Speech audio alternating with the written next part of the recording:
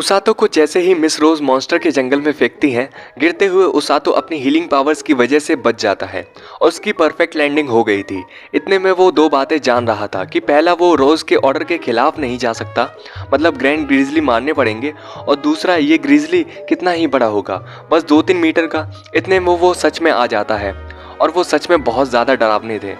अब आगे भाग रहा था उसातो और पीछे ग्रैंड ग्रिजली, और ये उसकी सोच से ज़्यादा बड़े निकल गए थे, प्लस बड़े बड़े नाखून और पैर भी, और वो पागलों की तरह बचने के लिए भाग रहा था।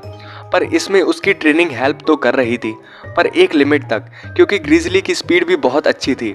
और जब तक उसातो सोचता है कि लड़ लेते हैं, ये कितना ही खतरनाक होगा, मिस रोज से तो कम ही होगा, उतने में वही ग्रिजली दो ब्लू ग्रिजली के साथ गैंग बना के उसके पीछे आने लगते हैं, और अब उसके पास कोई रास्ता नहीं बचा था।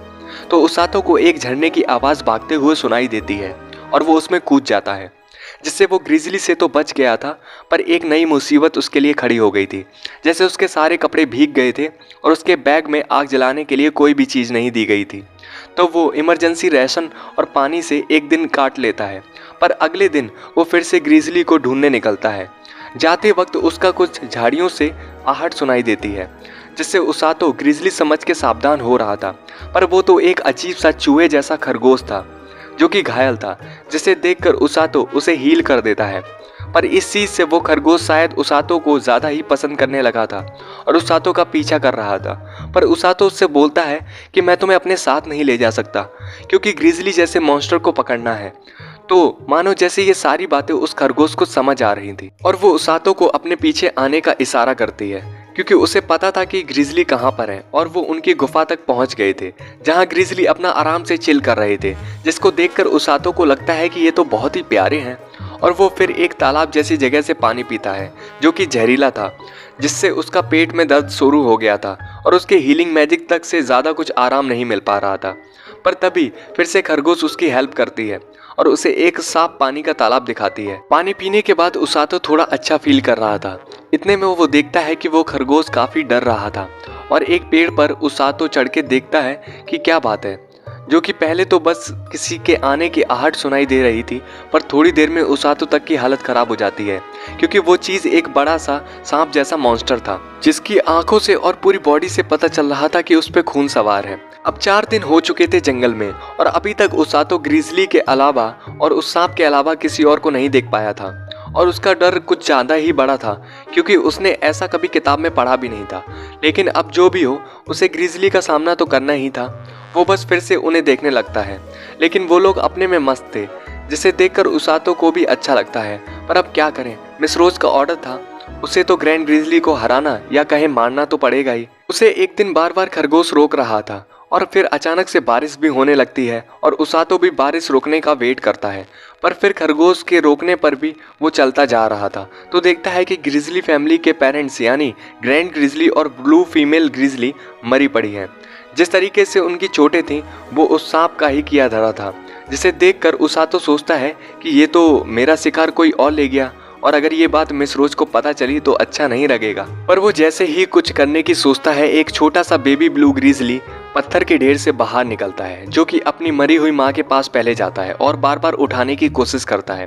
माँ जब जवाब नहीं देती तो वो रोने लगता है, जिसे देखकर उसातो के दिल में लगता है कि माना ऑर्डर इम्पोर्टेंट है, पर यह देखना बहुत मुश्किल है। तो वो उस बच्चे की तरफ से बदला लेने निकलता है, और शायद वो बेबी ब्लू ग्रिजली भी स्मेल फील कर पा रहा था जिसने उसके माँ बाप को मारा था, और वो भी निकल पड़ता है अपना बदला लेने के लिए।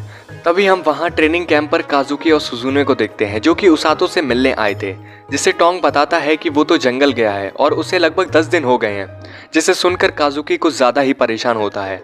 और ऊपर से ये ऑर्डर मिस रोज का था, तो वो भी पता नहीं कि कहाँ गायब थी, और ज़्यादा टेंशन लेने लगता है। पर सुजुने उसे समझाती है कि चिंता की कोई बात नहीं है, वो उसातो है, प्लस ऑर्डर मिस रोज का है, तो उन्होंने कुछ सोच समझ के ही दिया होगा।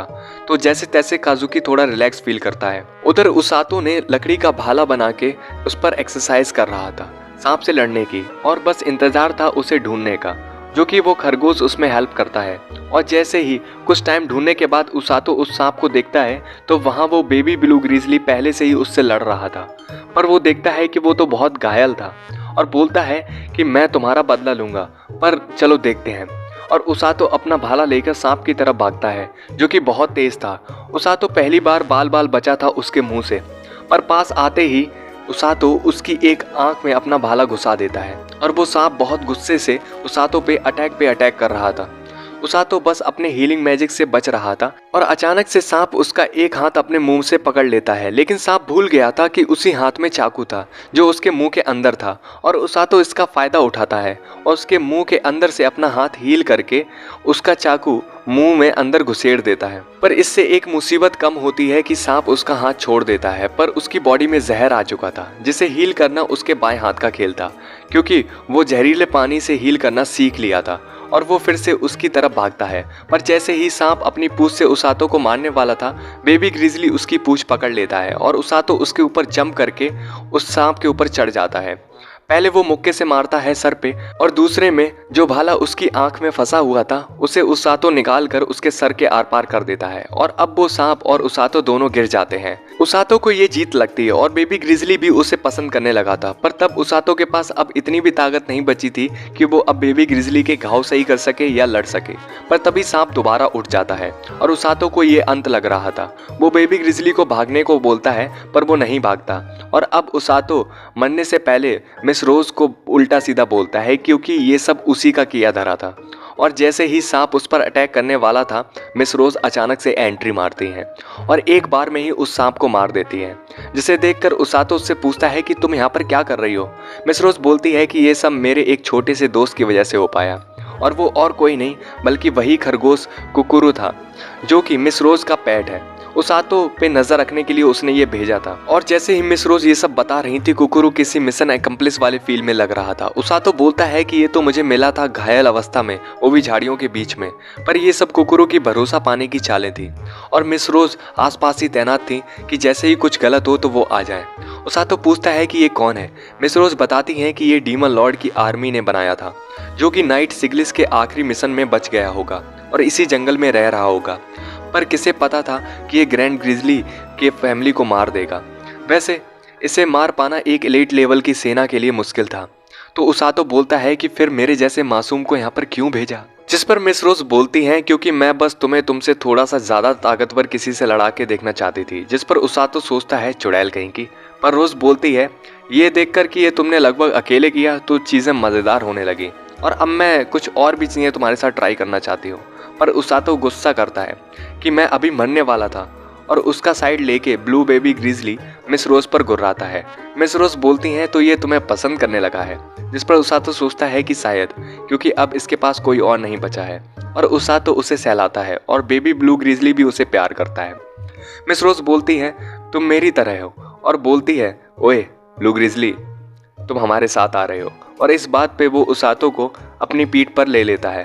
पर मिस रोज तो सबको उठा लेती है, लेकिन जाने से पहले याद आता है वैसे तुम कुछ उल्टा सीधा बोल रहे थे उसातो, क्या था वो गुस्सैल औरत चुड़ैल ऐसा ही कुछ था ना। जिस पर उसातो की हवा खराब हो चुकी थी।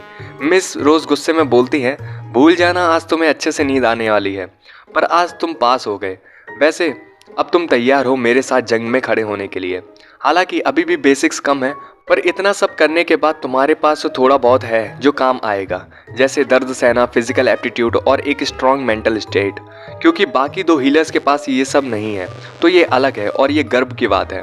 तो अब टाइम आ गया है वो करने का। उसातो पूछता है क्या करने का। मिस रोज बोलती है कि डीमन आर्मी अटैक करने वाली है। फिर हम डीमन लॉर्ड को देखते हैं जो कि एमिला वर्ग्रेट जो कि थर्ड आर्मी की कमांडर थी, उससे पूछता है कि कैसी तैयारी चल रही है लिंगर राज्य को हासिल करने की, जिसके लिए वो तैयार थे।